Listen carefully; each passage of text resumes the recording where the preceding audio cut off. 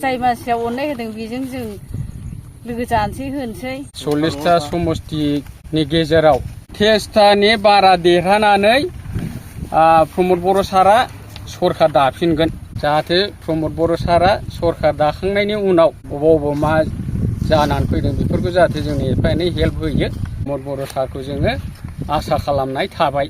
बेयो जोङो फाथाबारि प्राइमारिनि सिङाव थानाय जोङो सिगां बिपिएफनि समावबो मावजायाखैमोन। बेनिफ्राय जोङो गोबाङैनो बिपिएफनावबो गोदो खावलायदोंमोन।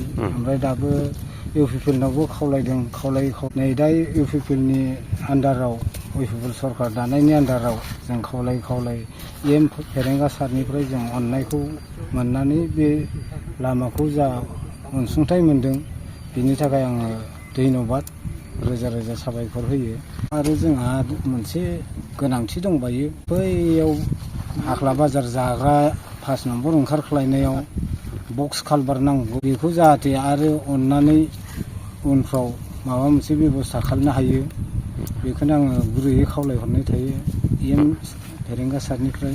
जोङो दा माने जायाबाबो एसेबाबो जोङो गोसोआव एसे साबजानाय मोन्दों मानो होनबा सिगां जेबो जों बिराद उसुबिदायाव दंमोन नालाय फेरेंगा सारा बेखौ फिलाप खालामना हरो न'नै न'थामसो बाखि थालांदों गोदो जिपि सुनाया मोनजोबनो हायाखै बेखौ जाहाथे हरफुंजोबो हरफुङोबा जों 100% जोङो फेरेंगा सारखौनो भट होना देरहागोन।